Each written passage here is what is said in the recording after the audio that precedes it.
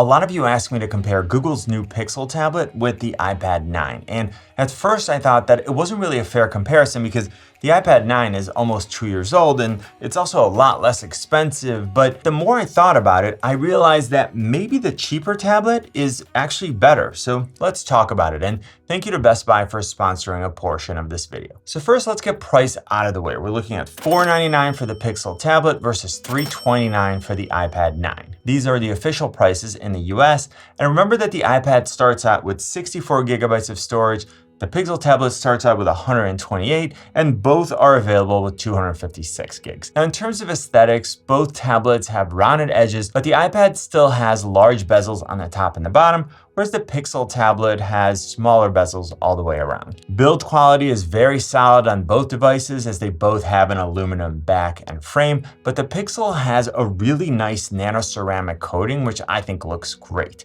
Now, both tablets do a good job at rejecting fingerprints. The iPad comes in silver and space gray, and the Pixel tablet is available in porcelain, rose, and hazel. For biometric authentication, both tablets use a fingerprint sensor. With the Pixel tablet, it's integrated into the power button. With the iPad 9, we still have the old style home button.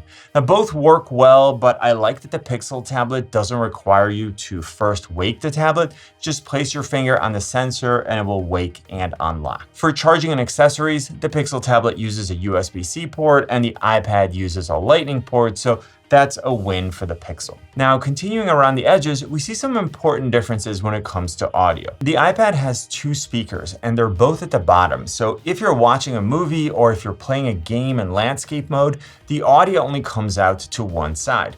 The Pixel tablet has 4 speakers, 2 on each side. So we're getting stereo sound, and overall the audio quality is also better. The iPad does have one advantage that's important to a lot of users, and that it still has a 3.5mm headphone jack. So you can use wired headphones or a wired headset without needing an adapter, and we'll come back to this again in the gaming section. While both tablets have a similar footprint, there's some important differences when it comes to the displays. So both are 60Hz LCD displays. The Pixel is larger, it has a higher resolution, higher pixel density, and both displays have a typical peak brightness of 500 nits. So they should perform about the same when you're outside or when you have to deal with reflections. We are getting different aspect ratios here. The iPad 9 has approximately a 4:3 aspect ratio versus 16:10 on the Pixel tablet.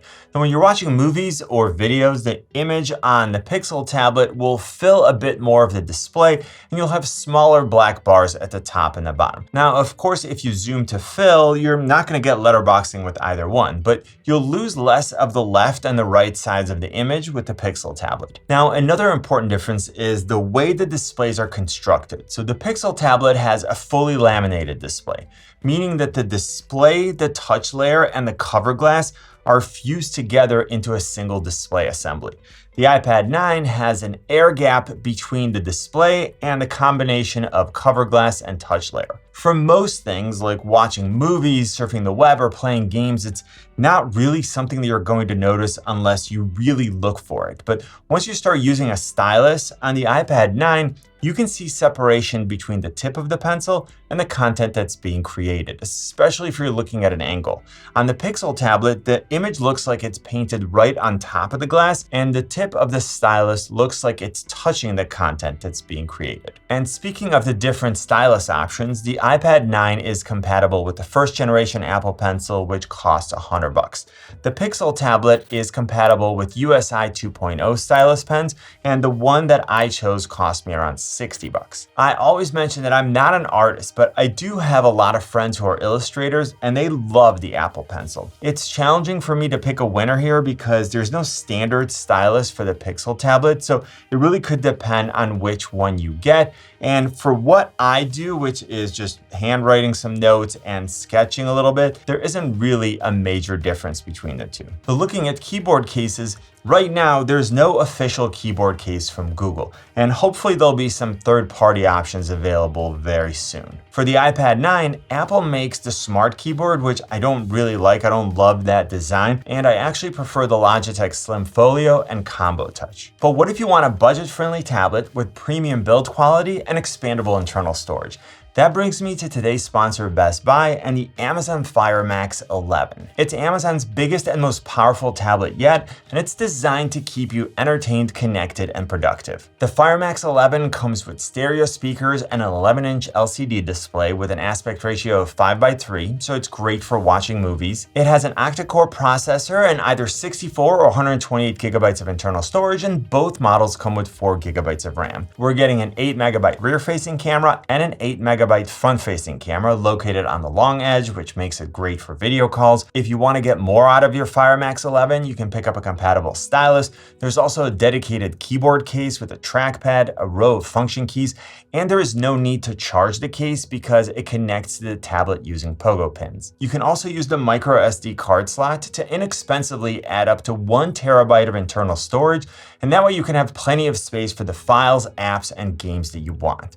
So if you're ready to try out Amazon's biggest and most powerful tablet, check out the Fire Max 11 at Best Buy, and thank you to Best Buy for sponsoring this portion of the video. Now, when we compare the prices and accessories of the Pixel tablet and the iPad 9, it's important to mention that the Pixel tablet comes with a charging speaker dock. This accessory sells for $128 if you were to buy it separately. It charges the Pixel tablet wirelessly, it raises it off your desk so it's at a great viewing angle, and it acts as a speaker when the tablet is docked, so you're getting even better audio performance. It can also replace a Nest Hub Max if that's something that you're considering getting. Now, there are definitely some opportunities for improvement with this dock. Like, for example, Google could have made the speaker Wi-Fi or Bluetooth enabled, so you could use it with your phone or when the Pixel tablet is not docked. Could have also made the sound quality a little bit better for the price, but in any case, it's something that you don't get with the iPad 9, so it's definitely part of the equation. Now, moving on to the camera systems, both tablets have an 8 megapixel rear-facing camera. The Pixel tablet comes with an 8 megapixel front-facing camera, and the iPad 9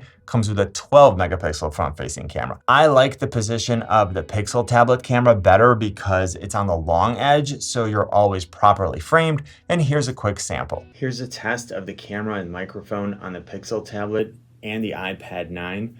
This should give you a pretty good idea of the type of image quality that you're going to get and the type of audio quality that you should expect from each tablet. Now, moving on to processing power, the iPad 9 is powered by the A13 Bionic, and it has 3 gigabytes of RAM. The Pixel tablet uses the Tensor G2 chip, and it comes with 8 gigs of RAM. So let's quickly look at benchmarks and then move on to real-life use. So the older iPad 9 actually outscores the Pixel tablet for single and multi-core performance. It also comes out ahead when we look at GPU performance, but that's just benchmarks. What about actual real-life use? So for the vast majority of things, I haven't really noticed a major difference. Both tablets are responsive, the apps open quickly, and then switching between apps and multitasking works really well. Now, I always mention that all things being equal, I opt for the more powerful machine because apps are going to evolve. They're going to require more and more resources over time. So I'd rather have as much headroom as possible in terms of CPU and GPU performance. Another important factor is OS and security updates, which have always been a huge strength of the iPad. And with the Pixel tablet, Google promises Android updates until at least June of 2026, and security updates until June of 2028. Now, looking at battery life, both have been very good for me. The iPad is rated for 10 hours, the Pixel tablet is rated for 12 hours, and based on my tests of the Pixel tablet now and then the iPad 9 when I got it and it was brand new, I'm going to give the slight edge to the iPad. When it comes to multitasking, obviously we're looking at entry to mid-tier tablets here. So I think it's important that we have reasonable expectations. With both tablets, you can use 2 apps side by side. Both have a UI dock that you can use to quickly switch between apps, but the iPad has more advanced features like pop-up and slide over windows. Now, both tablets allow you to share files with nearby devices, but the iPad can be used as an external display for your Mac or MacBook using Apple's Sidecar. And you can learn more about this great feature right here if you're interested. What the Pixel tablet has going for it is hub mode. So when the tablet is docked, this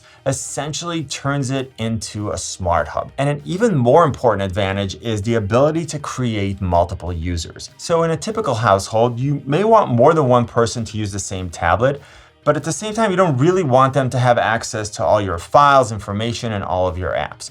So with the Pixel tablet, you can set up multiple users and each one will get their own apps. And by the way, if two users install the same app, Android only installs one version, so you're not using up double the storage. Now, speaking of apps in general, this is an area where the iPad still comes out ahead. The Google Play Store and the Apple App Store have plenty of options for pretty much everything that you need. But overall, I'm still going to give the edge to the iPad 9 because the apps seem to be better optimized for a tablet. And I've said this in other videos as well. That gap continues to shrink, but a lot of Android apps still look like stretched out versions of the phone apps. Now, several creative apps like Affinity Photo, DaVinci Resolve, and Procreate are only available for the iPad, but it's great to see that there's an Android version of LumaFusion in the Play Store. Now, when we look at gaming, in most cases, the games themselves worked really well with both tablets. I was able to use the same settings in PUBG, so HDR for graphics with extreme for frame rate, or Ultra HD for graphics with Ultra for frame rate. Asphalt 9, which is always super fun to play, worked great. The graphics looked terrific on both devices and gameplay was smooth. And even more demanding games like Genshin Impact were playable on both devices. And as I mentioned, this is an area where I appreciate having the additional CPU and GPU performance on the iPad. For gaming audio, if you play without headphones, then there's no question that the Pixel tablet with 4 speakers is the better choice. You're getting audio from both sides, it sounds better, and it's easier to detect where sounds are coming from. Now, most of the time I'm wearing headphones, so it comes down to what you use. If you're using wireless headphones, then both of these are gonna work great. But if you want wired headphones, I'm gonna give the edge to the iPad 9 because, as I mentioned, it still has a 3.5mm headphone jack and the port is located out of the way. Both tablets also work really well for streaming games. So for example, with the Xbox Game Pass app, you can just pair an Xbox controller and then play any of the available games. I'm going to give the edge to the Pixel tablet here because it has a larger display and everything looks slightly bigger. So having said all that, how should you choose? The Pixel tablet has a larger, higher resolution and fully laminated display. It comes with a charging speaker dock, which can double as a smart hub. It has better speakers. It comes with twice the internal storage, so you have more room for the files, apps, and games that you want, and you're able to have multiple users. The iPad 9 is a lot less expensive. It has a more powerful chip, a higher resolution selfie camera, optional keyboard cases. It comes with a headphone jack, and there are models with cellular connectivity. Now you should check out this comparison. Click on my face to subscribe. You know what I always say, buy it nice or buy it twice. Good luck and see you soon.